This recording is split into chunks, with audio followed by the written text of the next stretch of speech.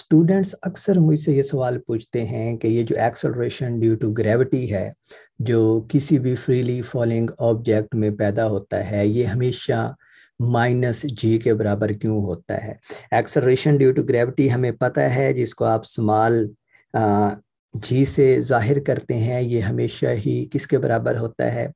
ये हमेशा इसकी मैग्नीट्यूड जो है वो 9.8 मीटर्स पर सेकंड स्क्वायर के बराबर होती है। और ये हमेशा -g हम लेते हैं जब भी कोई ऑब्जेक्ट जो है वो फ्री फॉल मोशन में होता है। तो सवाल ये है कि ऐसा क्यों होता है कि ऑब्जेक्ट ऊपर जा रहा है या ऑब्जेक्ट नीचे आ रहा है। तो उन सूरतों में ये हमेशा -g रहता है या इसकी जो वैल्यू है वो +g भी हो जाती है कभी। तो ये हमने देखना है। ये सवाल बहुत सारे स्टूडेंट्स को कंफ्यूज करता है। तो आज हम देखते हैं कि इसके वैल्यू जो है वो किस तरह तब्दील होती है। तो इसमें जो एक बहुत ज़्यादा इम्पोर्टेंट चीज़ है याद रखने की, वो ये है कि जो एक्सेलरेशन है ये एक वेक्टर क्वांटिटी है।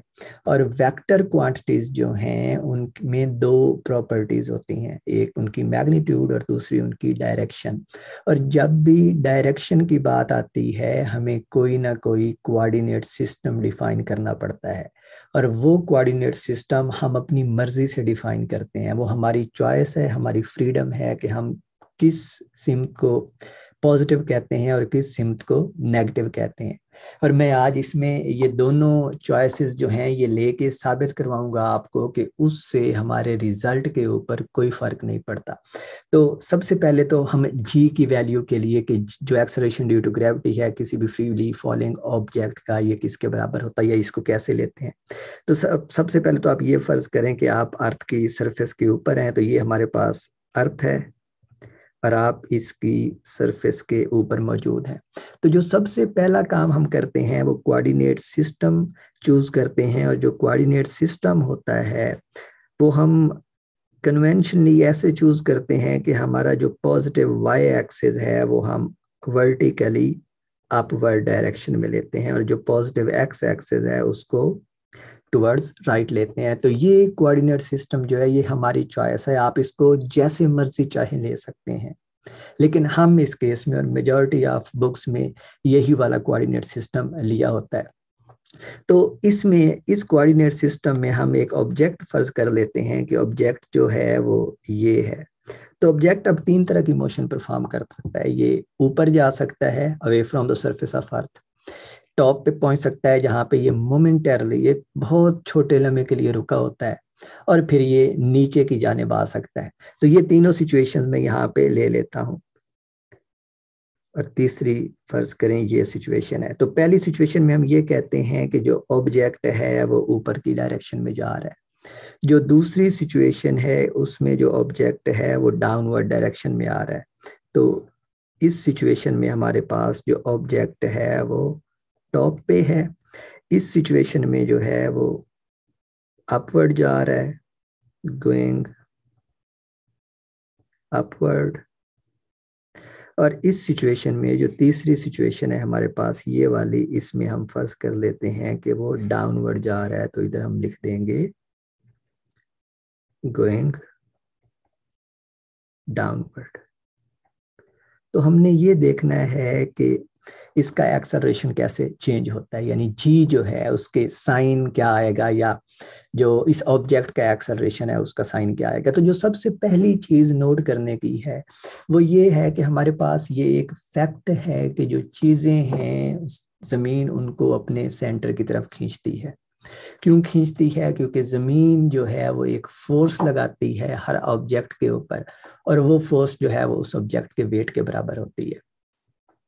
तो इसका मतलब है कि अब चाहे ऑब्जेक्ट ऊपर जा रहा हो, चाहे नीचे आ रहा हो, चाहे टॉप पे हो, जमीन उसके ऊपर हर लम्हे एक फोर्स लगा रही होगी, और जो फोर्स है वो उस ऑब्जेक्ट के वेट के बराबर होती है। ये हमें पता है, ठीक है। और यही रीजन है कि जब ऑब्जेक्ट ऊपर जा रहा होता है तो उसके ऊपर सिर्फ और सिर्फ एक फोर्स लग रही होती है, और वो उसका जो जमीन लगाती है उसके वेट के बराबर, ठीक है। तो जब ऑब्जेक्ट ऊपर जा रहा है तो उसके ऊपर क्या हो रहा है, एक फोर्स लग रही है जो किसके बराबर है इस सिनेरियो में, एफ किसके बराबर है, उसके वेट के बराबर है। वेट के बराबर है और ये किसके बराबर होता है, mg के। ठीक है, क्योंकि फोर्स एक वेक्टर क्वांटिटी है तो मैंने उसके ऊपर लाइन लगाई है जो वेक्टर क्वांटिटी को रिप्रेजेंट कर रहा है, और उसी को मैंने वेट के बराबर लिखा है। और वेट जो है वो ऑब्जेक्ट की मैस टाइम उसमें जो एक्सेलरेशन जमीन पैदा करती है, जिसको आप स्मॉल जी लिखते हैं, या एक्सेलरेशन ड्यू टू ग्रेविटी लिखते हैं, वो सही है। और इस फोर्स की वजह से ऑब्जेक्ट के अंदर एक्सेलरेशन प्रोड्यूस होता है। ठीक है, और वो एक्सेलरेशन अगर हमने कैलकुलेट करना है तो हम क्या करेंगे, ये कहेंगे कि उस ऑब्जेक्ट के अंदर ये एक्सेलरेशन m पैदा हुआ है, क्योंकि जो m है वो सब्जेक्ट की मैस है। और न्यूटन सेकंड लॉ हमें ये बताता है कि जब किसी जिस्म के ऊपर कोई फोर्स एक्ट करती है तो उसमें एक्सेलरेशन a पैदा करती है, और ये वो एक्सेलरेशन है जो यहाँ पे मैंने लिखा है। तो m, चूंकि ये वाला m जो है ये सेम ऑब्जेक्ट है दोनों साइड्स पे, तो हम कहते हैं कि ये मैस जो है एक दूसरे को कैंसल आउट करती है। सही कहना ये नहीं है कि कैंसल आउट करती है, सही तरीका ये है कि हम कहते हैं कि हम इक्वेशन की दोनों अतराफ को मैस से डिवाइड करते हैं, जो कि एक वैलिड मैथमेटिकल ऑपरेशन है। खैर, तो ये हमारे पास फिर क्या आ जाएगा, यहाँ से हमारे पास ए जो है वो किसके बराबर आता है, जी के बराबर आता है। और इनके ऊपर मैंने वेक्टर साइन अभी तक लगाए हुए हैं। अब जी, तो ये बता रहा है, ये जो लेफ्ट वाला है, ये वाला जो है ए, ये बता रहा है वो एक्सेलरेशन जो उस ऑब्जेक्ट में प्रोड्यूस हो रहा है, और वो एक्सेलरेशन किसके बराबर है, एक्सेलरेशन ड्यू टू ग्रेविटी के बराबर है। तो पहली बात तो ये है कि ऑब्जेक्ट के अंदर जो एक्सेलरेशन प्रोड्यूस होता है वो एक्सेलरेशन ड्यू टू ग्रेविटी के ही बराबर होता है। और वो इसलिए ऑब्वियस है क्योंकि उस ऑब्जेक्ट के ऊपर जो फोर्स लग रही होती है वो उसका वेट होता है, तो इसलिए एक्सेलरेशन ड्यू टू ग्रेविटी के बराबर आता है। अब हमें पता है कि जो फोर्स अर्थ लगाती है, ये वाली फोर्स जो उसके वेट के बराबर थी, ये mg के बराबर है। और फोर्स चूंकि एक वेक्टर क्वांटिटी है तो इसका मतलब है m और g भी ओवरऑल एक वेक्टर क्वांटिटी होनी चाहिए। तो मैस तो हमें पता है कि स्केलर है, तो इसका मतलब है ये जो स्मॉल g है एक्सेलरेशन ड्यू टू ग्रेविटी, ये एक वेक्टर है और वो हमने लिखा है।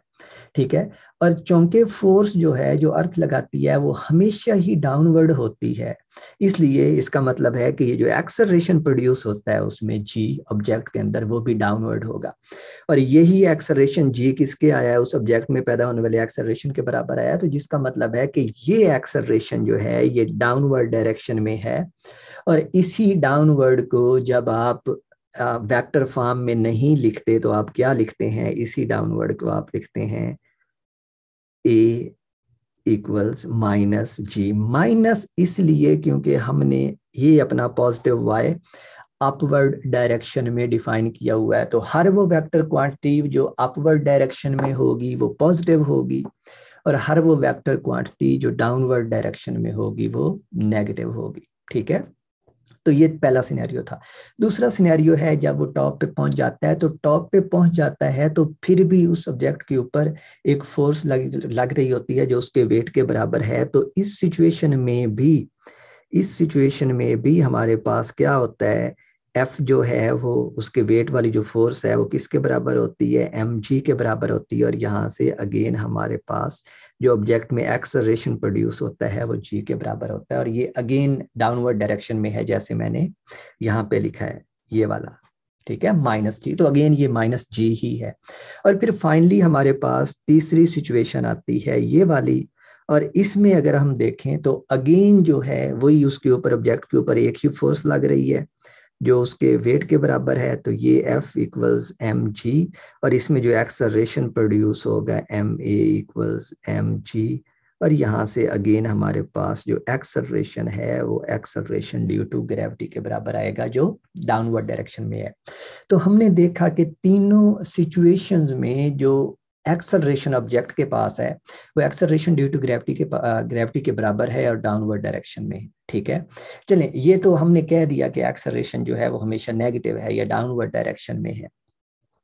तो फिर क्या चीज है, पहली सूरत में ऑब्जेक्ट ऊपर जा रहा है, क्या फर्क है कि पहली सूरत में ऑब्जेक्ट ऊपर जा रहा है, दूसरी तीसरी सूरत में ऑब्जेक्ट नीचे आ रहा है, लेकिन एक्सेलरेशन उसके ऊपर अगर सेम है डाउनवर्ड डायरेक्शन में, तो क्या ये फिजिकली सेंस बनाता है कौन सी क्वांटिटी है जो यहाँ पे तब्दील हो रही है, ये जिसके ऊपर ये एक्सेलरेशन जो है ये कोई फर्क डाल रहा है। तो वो जो क्वांटिटी देखने की है वो लेट्स से कि हम ऑब्जेक्ट की वेलोसिटी देखते हैं।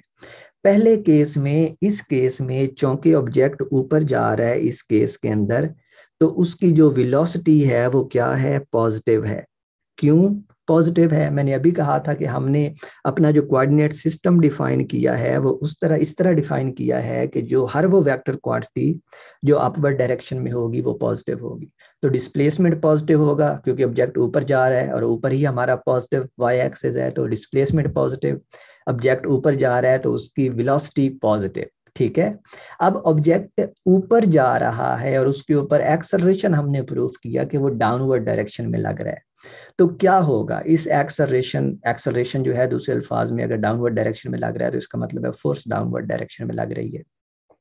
तो इसका मतलब है कि जैसे जैसे ऑब्जेक्ट ऊपर जाएगा, चूंकि उसके ऊपर फोर्स डाउनवर्ड डायरेक्शन में कंटिन्यूअसली लग रही है, तो इवेंचुअली क्या होगा, इस पोजीशन पे पहुंच के यानी टॉप पे पहुंच के ऑब्जेक्ट जो है वो रुक जाएगा। एंड इट मेक्स सेंस कि ऑब्जेक्ट ऊपर जा रहा है और उसके ऊपर कॉन्स्टेंटली एक फोर्स लग रही है डाउनवर्ड डायरेक्शन में, तो इवेंचुअली वो फोर्स उस ऑब्जेक्ट की वेलोसिटी को डिक्रीज करेगी और उससे रोक लेगी, और यही रीजन है कि वो टॉप पे जाके रुकता है।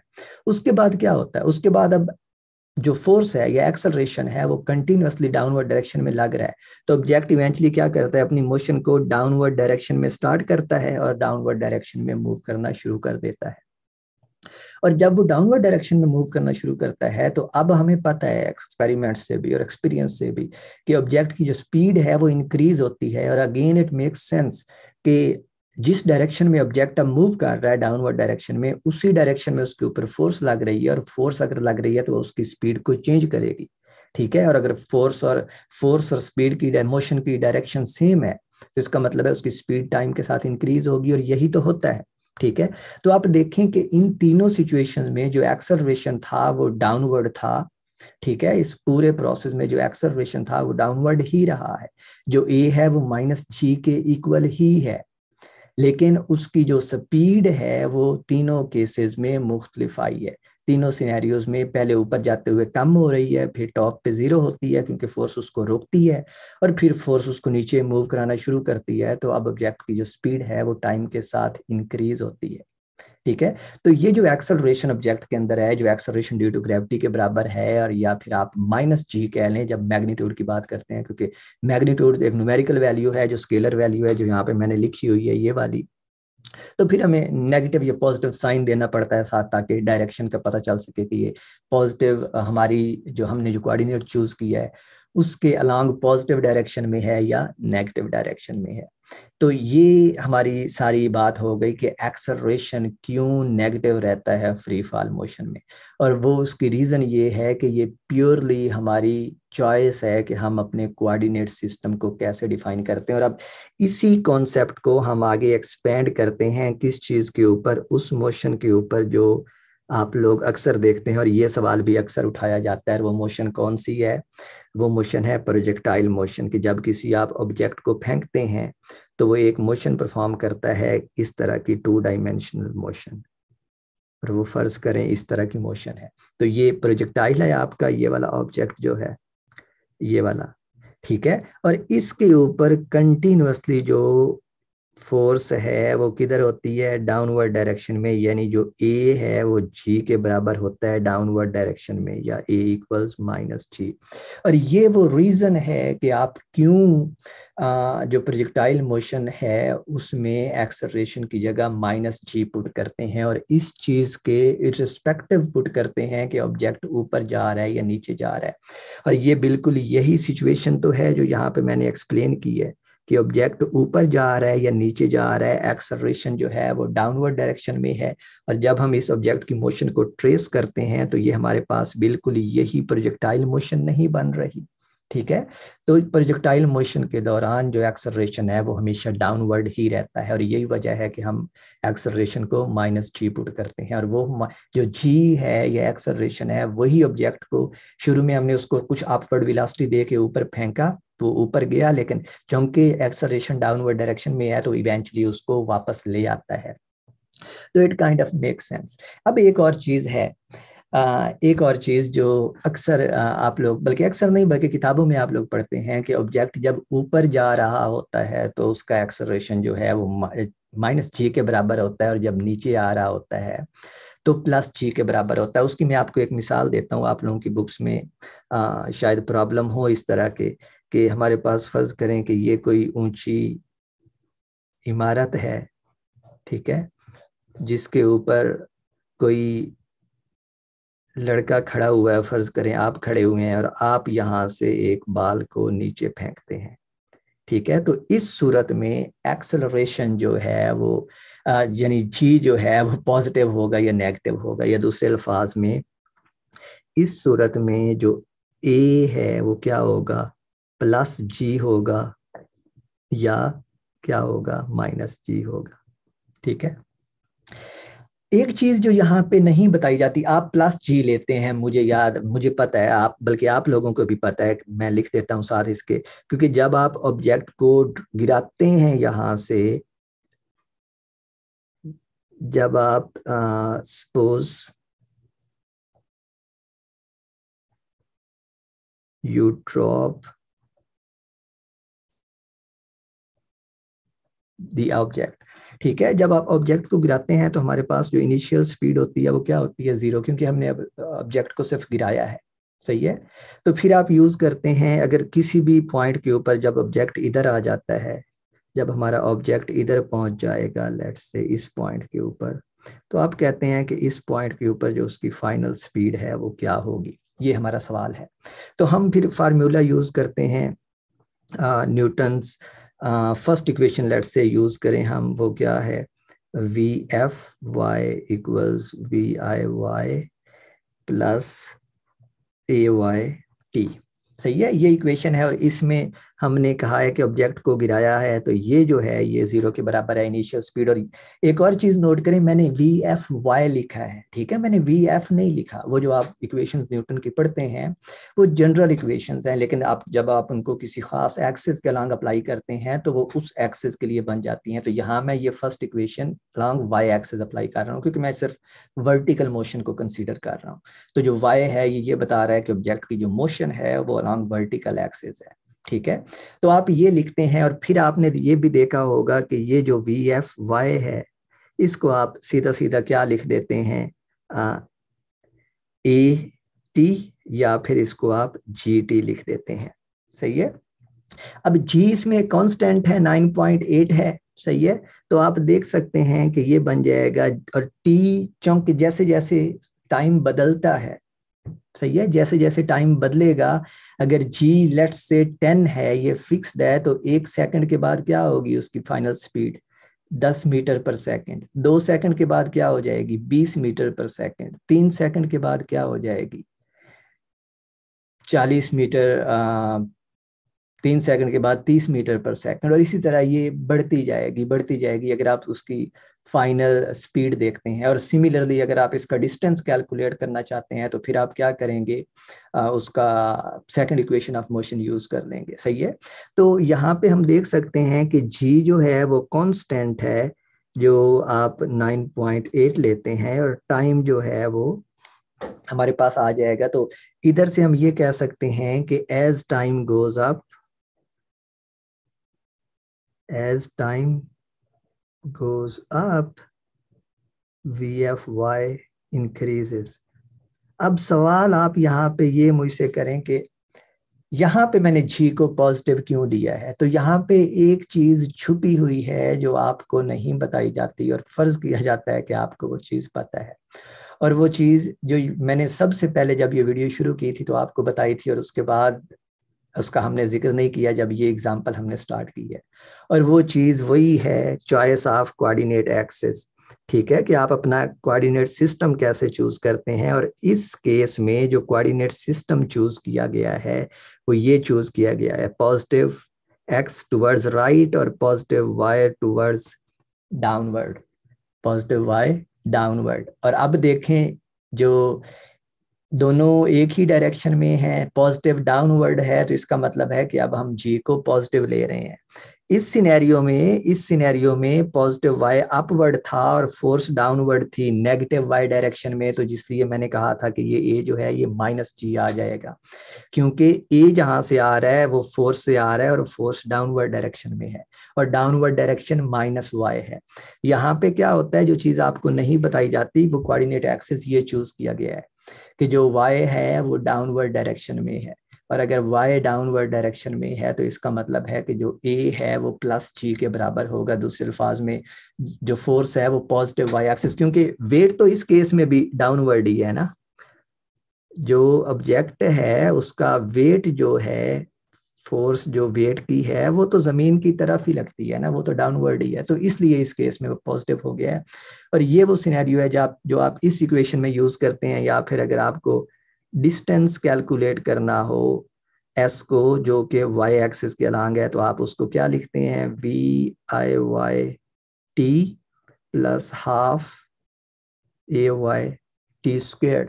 और VIY हमने देखा है कि अगर ऑब्जेक्ट को गिराया जाता है, सिर्फ ड्रॉप किया जाता है, तो वो 0 के बराबर है, तो डिस्टेंस जो है वो क्या बन जाता है, ½ GT²। देखिए यहाँ पे मैंने AY को +G लिखा है, और उसकी रीजन यही है कि ये जो कोऑर्डिनेट एक्सिस डिफाइन किया जाता है ये इस केस में यूं डिफाइन किया हुआ है। जो बात बताई नहीं जाती, फॉर ग्रांटेड ली जाती है कि स्टूडेंट्स को इस बात की पता होगी।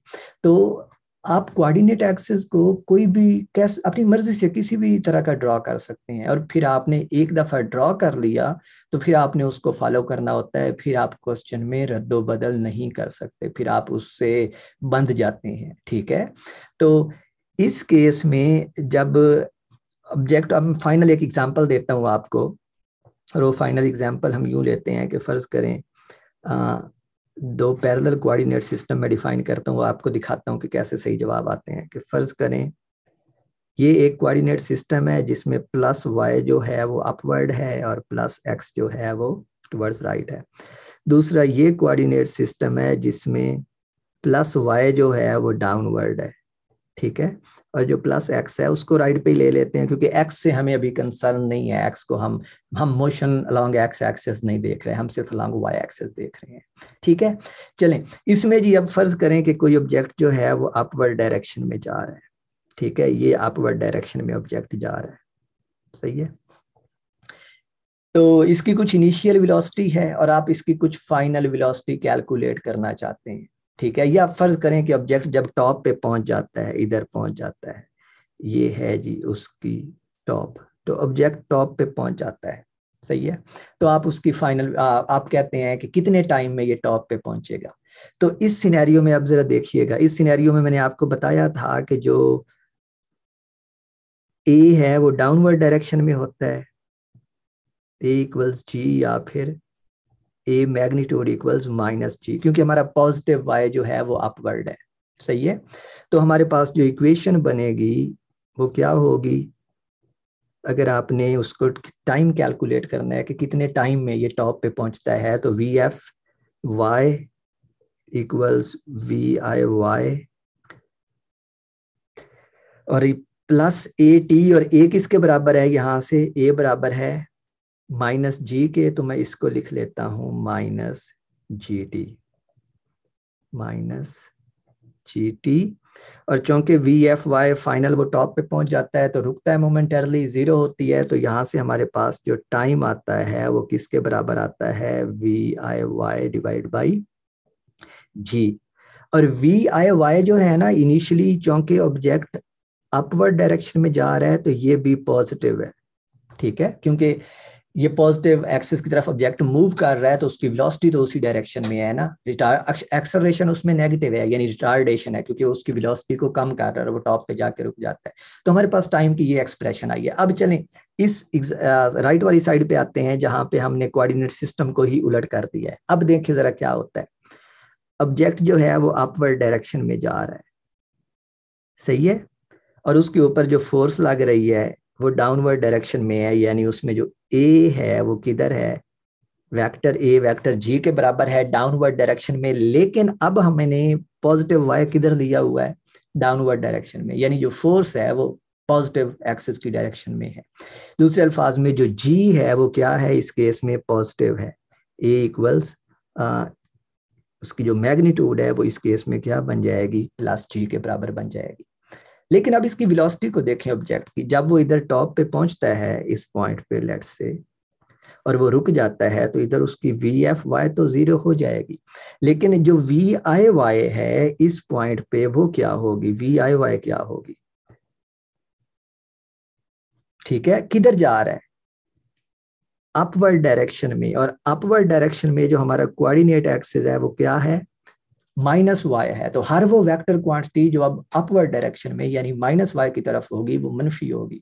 और यही वजह है कि इस केस में हमारी जो ये जो वी आई वाई है ये क्या हो जाएगी, नेगेटिव हो जाएगी। और अब अगर आप वो इक्वेशन यूज करें, फर्स्ट इक्वेशन यानी V F Y equals V I Y plus A T, तो अब ये जीरो है, वी आई वाई क्या है इस केस में, माइनस वी आई वाई है, ठीक है। और जो ए है वो किसके बराबर है, प्लस जी के बराबर है, तो ये प्लस जी आ जाएगा। सही है, वैसे तो मुझे इधर ही माइनस लिखना चाहिए था क्योंकि वेलोसिटी नेगेटिव है, लेकिन मैंने आपको पहले वो इक्वेशन लिखी और फिर उसमें वैल्यूज पुट करके बताने की कोशिश कर रहा हूँ। तो यहां से अगर आप देखें तो अगेन हमारे पास टी किसके इक्वल आता है, V I Y divide by G, जो कि बिल्कुल इस रिजल्ट के बराबर है।